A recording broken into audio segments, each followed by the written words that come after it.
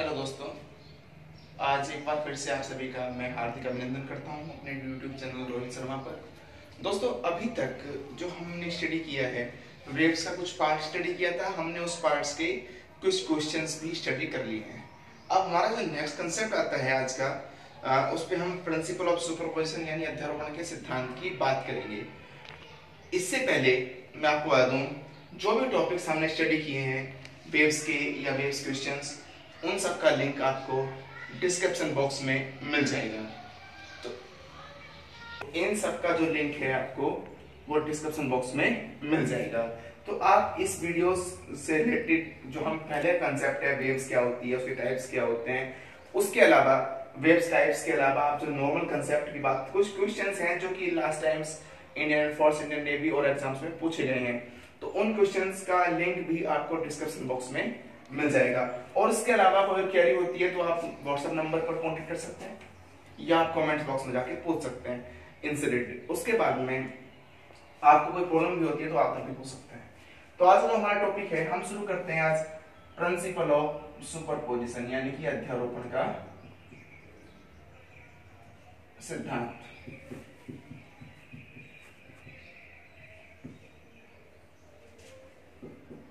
Principle of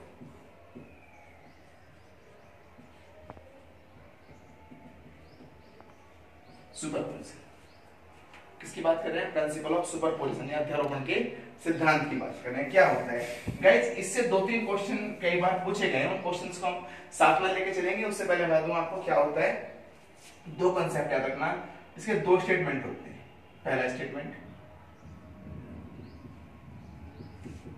जब कोई तरंग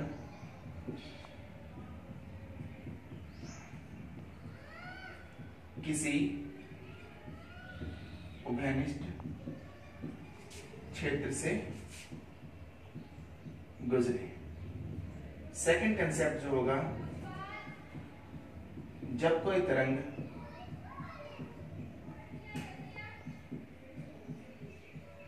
किसी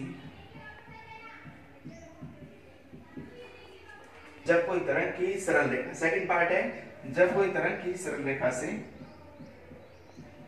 गुजरे।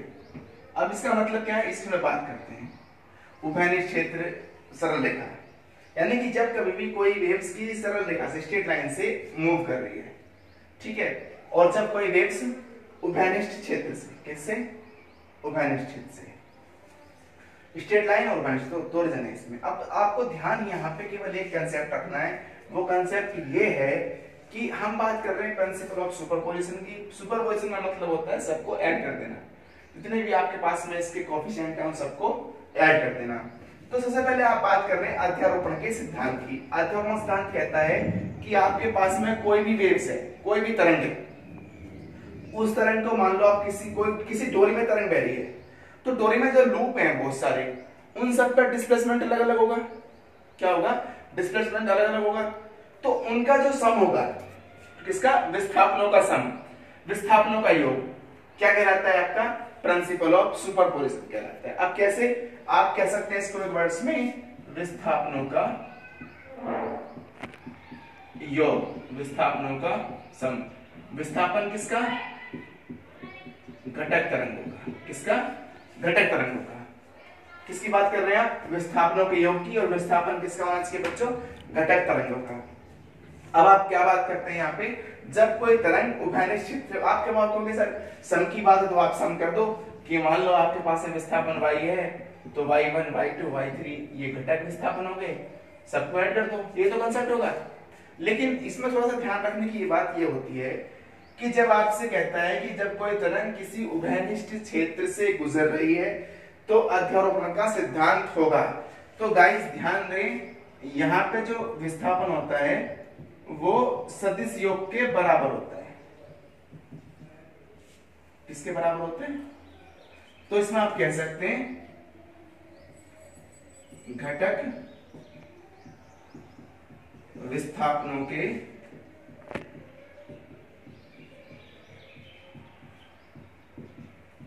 सदिश योग के बराबर। कौन? परिणामी विस्थापन। तो आपका जो रिजल्टेंट डिस्प्लेसमेंट है वो कितना है? y है। और इसके जो कोफिशिएंट है जिनको आप कहते हो घटक, घटक कौन कौन से, y1 y2 y3 एक्सेट्रा बहुत सारे हैं।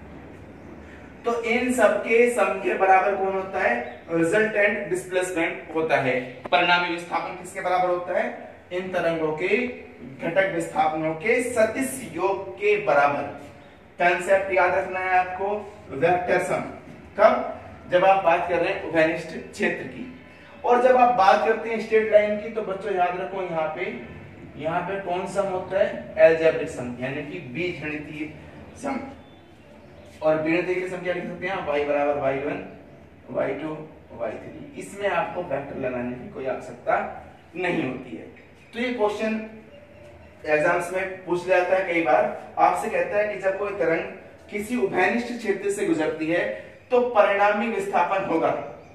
आपको दोनों ऑप्शन दिए, आप होंगे दोनों ही होते हैं, लेकिन माइंडेड अगर तरंग आपकी जो वेव्स है वो किसी उभयनिष्ठ क्षेत्र से गुजर रही है तो वहां पे सम कौन सा होगा, अलजेब्रिक सम होगा। लेकिन जब कोई तरंग किसी स्ट्रेट लाइन से गुजरती है तो जब कौन सम होगा, आपका अलजेब्रिक सम होगा। ये कंसेप्ट किसका होता है, ये होता है प्रिंसिपल ऑफ सुपरपोजिशन का होता है। अब ये प्रिंसिपल ऑफ सुपरपोजिशन जो होता है इससे कुछ कंसेप्ट भी होते हैं। वो कंसेप्ट क्या होते हैं, कंसेप्ट नंबर फर्स्ट होता है ये केवल छोटे आयामों के लिए ही सत्य होता है। यानी प्रूफ किसके लिए होता है, छोटे आयामों के लिए। आप कह सकते हैं 0 से 5 डिग्री के लिए कह सकते हैं, 0 से 5 के लिए मान सकते हैं, ठीक है। दूसरी बात, ऊर्जा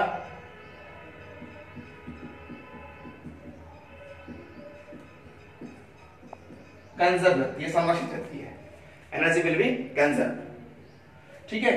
पूरे प्रोसेस में डिस्प्लेसमेंट में एनर्जी क्या रहती है, कंजर्व रहती है।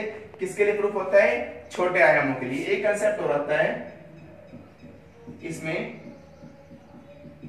तरंगे समान प्रकृति की होनी चाहिए। मतलब मैं कह रहा हूं कि आप 2 तरंग ले रहे हो, 1 तरंग ले रहे हो, 3 तरंग ले रहे हो, कितनी भी तरंग ले रहे हो, वो सब कैसी उनके नेचर कैसा होना चाहिए, उनका नेचर सेम होना चाहिए। सेम नेचर क्यों नहीं चाहिए, एनर्जी कंजर्व रहनी चाहिए। और ये किसके लिए प्रूफ होता है, ओनली ऑन स्मॉलेस्ट एम्पलीट्यूड के लिए फॉलो होता है, ठीक है।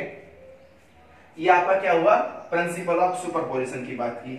अगर आपसे कहता है कि इस प्रिंसिपल ऑफ सुपरपोजिशन के यूजेस कहाँ का है, अनुप्रयोग कहाँ का है, अगर आप यूजेस की बात करते हो, नंबर फर्स्ट होता है व्यतिकरण, सेकंड आपने पढ़ा होगा विस्पंद, नंबर थर्ड आपने पढ़ा होगा अपरिगामी तरंगे, एंड नंबर 4 आपने पढ़ा होगा लिसाजुकी आकृतियां। 4 कंसेप्ट होते हैं गाइस के, interference, beats, stationary waves and Lissajous figure. इनसे बात की जाए, interference, beats, stationary waves and Lissajous figure, ठीक है। तो ये सारे क्या होते हैं, इसके यूज होते हैं। अब हम क्या करेंगे, इन चारों यूजेस को एक एक करके हम एक्सप्लेन करेंगे। सबसे पहले आज हम बात करेंगे किसकी, व्यतिकरण की। उससे पहले मैं आपको एक बार फिर से प्रिंसिपल ऑफ सुपरपोजिशन थोड़ा बता देता हूं। क्या होता है, विस्थापनों का योग होता है। कोई भी तरंग किसी मीडियम में बह रही है तो वो क्या होगा, जितना भी डिस्प्लेसमेंट होगा उससे पार्ट्स का, उन सबका सम क्या होगा, आपका रिजल्टेंट सम के बराबर होगा। इसी को हम क्या कहते हैं, प्रिंसिपल ऑफ सुपरपोजिशन कहते हैं। दूसरी बात, 2 टाइप्स की लैंग्वेज में होता है। फर्स्ट वन इज दैट, जब कोई तरंग किसी उभयनिष्ठ क्षेत्र से गुजरे तो वहां पे सम कौन सा होगा, सदिश योग। लिख देते हैं यहाँ पे भी सदिश योग। और जब तरंग किसी सरल रेखा से, स्ट्रेट लाइन से गुजरती है तो वहां पे सम कौन सा होगा, अलजेब्रिक सम, बीजगणितीय योग होता है। तो ये सब क्या है, घटक विस्थापन है। ये y1 y2 y3 क्या होते हैं, और जो भी होंगे ये होंगे आपके घटक विस्थापन। और y क्या होता है, परिणामी, रिजल्टेंट डिस्प्लेसमेंट। ये कंसेप्ट आपने माइंड में रखना है। अब इसके में क्या होता है, ये केवल छोटे आयामों के लिए ही सत्य होता है। ये मैंने तीनों पॉइंट्स को लिखे क्योंकि कई बार ऑब्जेक्टिव क्वेश्चन यहां से बन जाता है। और वो क्वेश्चन क्या बनता है कि निम्न में से अध्यारोपण के सिद्धांत के लिए सही कथन नहीं है। तो छोटा आयाम सत्य होगा, एनर्जी क्या होगी, कंजर्व होगी, कंजर्व समझ रहेगी, तरंगें समान प्रकृति की होनी चाहिए। आपसे एक ऑप्शन दे सकता है कि तरंगें समान प्रकृति की नहीं हो, तो आपने ध्यान रखना है। तो अब हम इसके बाद में 4 यूज हैं इसके, विस्पंद, व्यतिकरण, अपरिगामी तरंगें, निशाचरों की फिगर। तो उससे पहले हम बात करेंगे आज इंटरफेरेंस यानी व्यतिकरण की। तो गाइस हम बात करते हैं सबसे पहले इसमें व्यतिकरण की। किसकी बात करेंगे, व्यतिकरण की। सबसे पहले हम इनको एक करके समझेंगे, फिर हम नेक्स्ट लेक्चर में एक को डिस्क्राइब करेंगे, क्योंकि थोड़े बड़े टॉपिक्स हैं, एक लेक्चर में एक टॉपिक कंप्लीट हो पाएगा। तो अभी हम बात किसी कर रहे हैं, व्यतिकरण की बात कर रहे हैं। व्यतिकरण होता क्या है, देखो इसमें होता है समान आवृत्ति की कोई दो तरंगें, किसमें, निश्चित समयांतराल, ठीक है, लगभग समान आवृत्ति। आप कहेंगे सर आयाम, देखो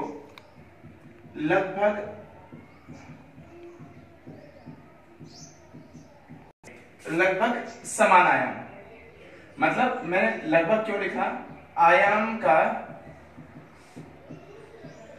बराबर होना व्यतिकरण की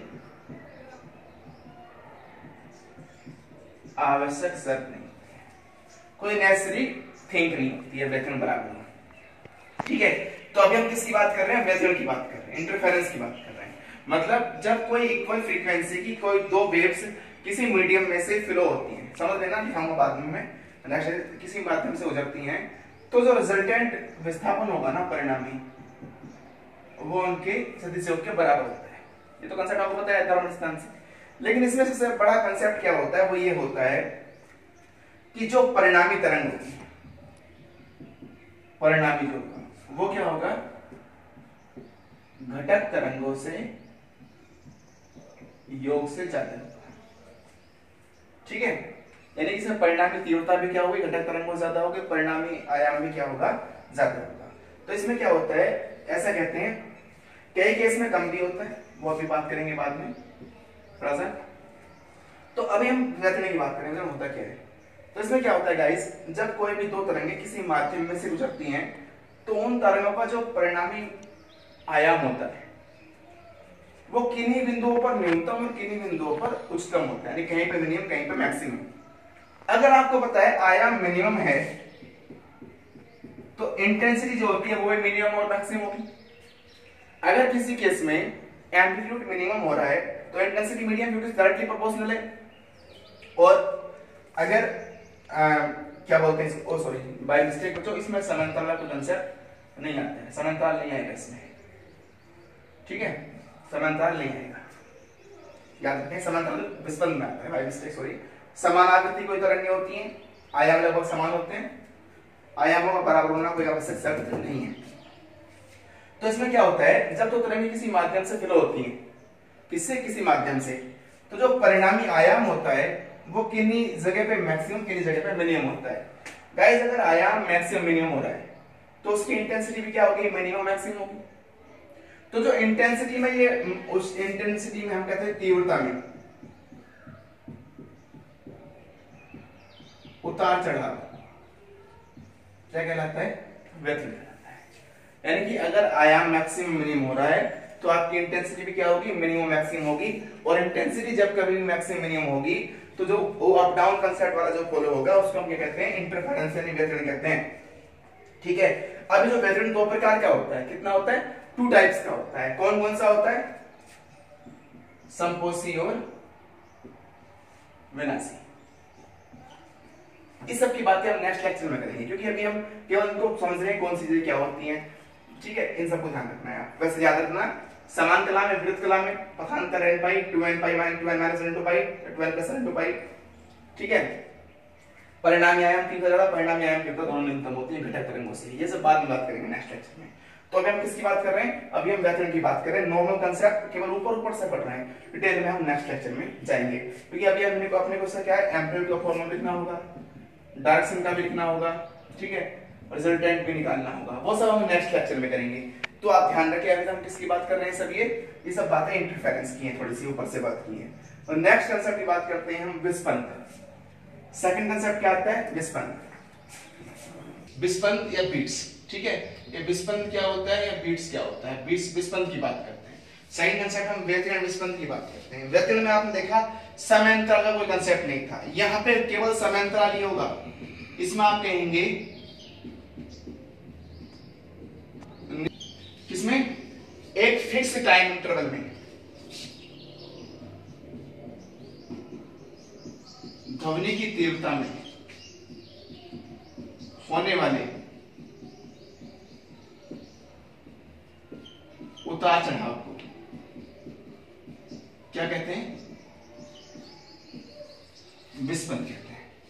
ठीक है, किसमें? एक फिक्स टाइम इंटरवल में ध्वनि की तीव्रता में होने वाले उतार चढ़ाव को। यहां भी उतार चढ़ाव था ध्वनि की तीव्रता में, लेकिन यहां टाइम इंटरवल फिक्स नहीं था, यहां पे टाइम इंटरवल फिक्स होता है। तो टाइम इंटरवल किसमें फिक्स होता है? समय पर डिपेंड कौन करता है? आपका विस्पंद करता है। तो जब कभी भी आपसे कहे निश्चित समय अंतराल में साउंड की जो इंटेंसिटी है उसमें जो अप एंड डाउन कंसेप्ट होगा वो क्या होगा? हमारा बीट्स होगा। क्या कहेंगे उसको? हम विस्पंद कहेंगे।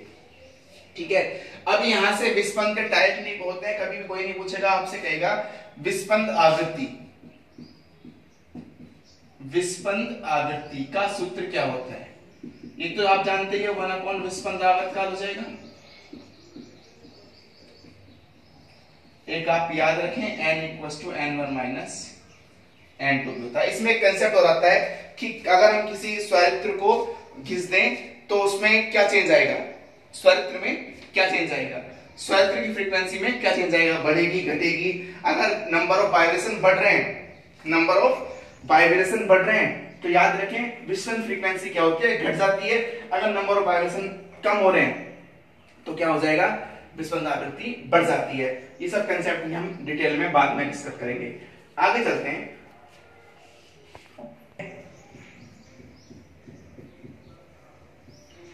लिसाजू की आकृति, लिसाजू की फिगर, इसको समझने के लिए आप एक काम करें, आपके पास में कोई थिंग है, कोई पार्टिकल रखा हुआ है। अब इस पार्टिकल पर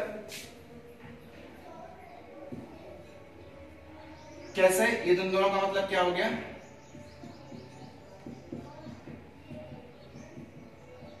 लंब दिशाओं से कोई दो कण, डायरेक्शन कैसी है? परपेंडिकुलर, किसी पे इंसिडेंट किसी मीडियम में हो सकते हैं, कोई पार्टिकल उसके ऊपर हो सकता है। कोई दो कण कैसी गति कर रहे हैं?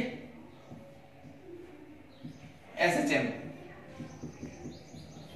सरल गति करते हुए आपतित होते हैं।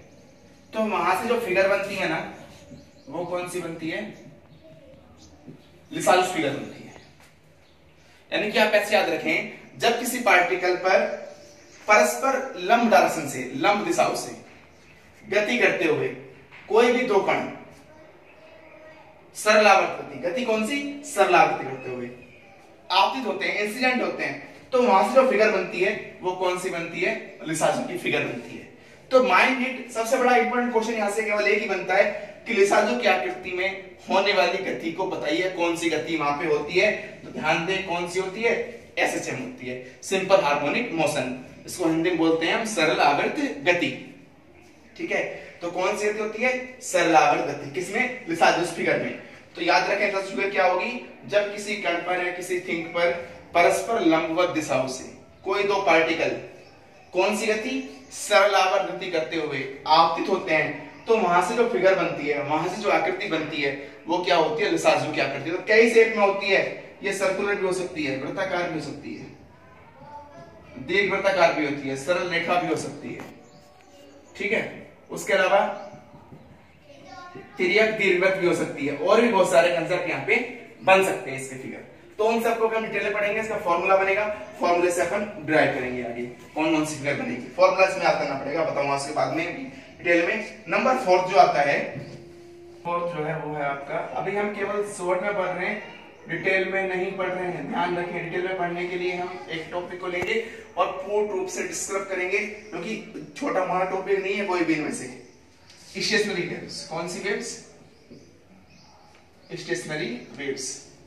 अप्रगामी तरंग किसे कहते हैं, क्या होती हैं? आप प्रगामी तरंग को पढ़ चुके हो, जिसमें आपने कहा था कि ऊर्जा का संचरण होता है। स्टार्टिंग में हम इनकी डेफिनेशन तो पढ़ चुके हैं, लेकिन फिर से बता दूं, जब कोई भी कितनी दो प्रगामी तरंग क्या होती हैं? परस्पर अध्यारोपित। लेकिन इनकी डायरेक्शन कैसी होती है? मतलब एक जा रही है और एक आ रही है, इस तरीके से। ठीक है, क्या होती हैं? अध्यारोपित होती हैं। तो वहां से जो फिगर बनती है या वहां से तरंग बनती है वो कौन सी बनती है? अप्रगामी तरंग। अब आप लोगों से डेफिनेशन की बात हुई, अब इसमें हम पढ़ेंगे क्या क्या उसकी बात करते हैं। तो बच्चों ध्यान दो, सबसे पहले हम इसमें पढ़ेंगे इसका समीकरण,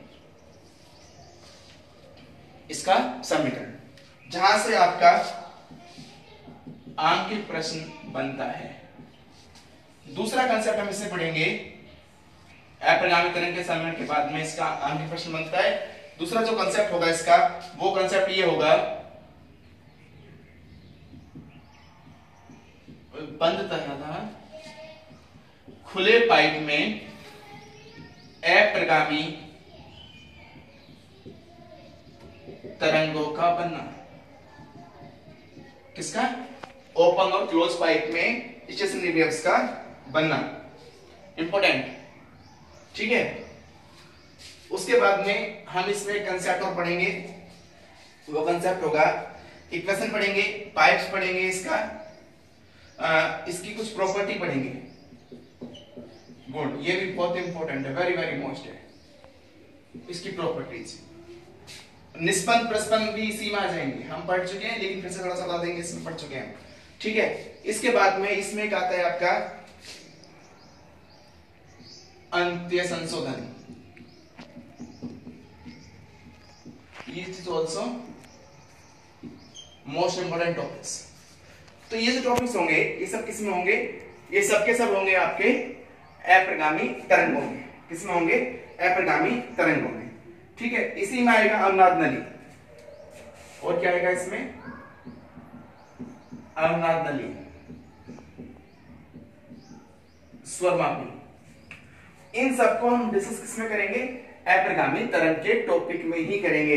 तो ये सब जो हम कंसेप्ट की बात कर रहे हैं, ये पूरा का पूरा किसमें आता है? प्रिंसिपल ऑफ सुपरपोजिशन में आता है। और भी कुछ टॉपिक्स होंगे जिनको हम इसमें डिस्कस करेंगे। ये बहुत इंपॉर्टेंट टॉपिक है अपने आप में, अप्रगामी तरंग। इसके साथ मैं समीकरण की बात कर रहा हूं, इसमें हम साथ साथ प्रगामी तरंग के समीकरण को भी देख लेंगे। ठीक है, तो अब आप ध्यान दें, अभी तक हमने जो पढ़ा है केवल हमने अध्यापन पढ़ा, उसके अलावा उसके जो यूजेस हैं उसको थोड़ा शॉर्ट में पढ़ा है। अब हम इन चार यूजेस हैं, व्यतिकरण, विस्पन्न, अप्रगामी और निशाजु, इन सबको हम एक एक करके डिस्क्राइब करेंगे। सारे टॉपिक्स इंपॉर्टेंट हैं अपने आप में। तो आप नेक्स्ट टॉपिक लेक्चर देखने के लिए चैनल को सब्सक्राइब भी करें, क्योंकि मैं उस लेक्चर में आपको कंफर्मली एक टॉपिक को, व्यतिकरण, विस्पन्न, हर एक टॉपिक को एक लेक्चर में पूरा करने की कोशिश करूंगा। और हर एक टॉपिक अपने आप में खुद में बहुत बहुत महत्वपूर्ण टॉपिक है। तो गाइस आप कंटिन्यू हमारे साथ बने रहें, हम आपको नेक्स्ट लेक्चर में जरूर नेक्स्ट थिंग लेके आएंगे, जिसमें हम बात करेंगे अप्रगामी तरंग के अलावा व्यतिकरण की, विस्पन्न की और निशाजु फिगर की। तो हम एक करके सबको डिस्क्राइब करेंगे। तो नेक्स्ट लेक्चर में कल हम व्यतिकरण को डिस्कस करेंगे, इंटरफेरेंस को डिस्कस करेंगे। तो आई होप ये आपको आज का लेक्चर बिल्कुल पसंद आया होगा। आपको पसंद आता है तो आप लाइक करें, शेयर करें, सब्सक्राइब करें चैनल को, कंटिन्यू हमारे साथ बने रहने के लिए। साथ ही मैं आपको बता दूं, आपको कोई क्वेरी होती है आपके कैरियर से रिलेटेड हो सकती है, या फिर आपका कोई टॉपिक से रिलेटेड, तो आप डिस्क्रिप्शन बॉक्स में आकर पूछ सकते हैं। उसके अलावा आप मेरे व्हाट्सएप नंबर पर भी मुझसे कॉन्टैक्ट कर सकते हैं। आई होप आपको ये चीजें बहुत पसंद आई है। अगर आपको ये वीडियो पसंद आता है तो आप लाइक करें, शेयर करें, सब्सक्राइब करें। Thank you and thank you for again watching this video.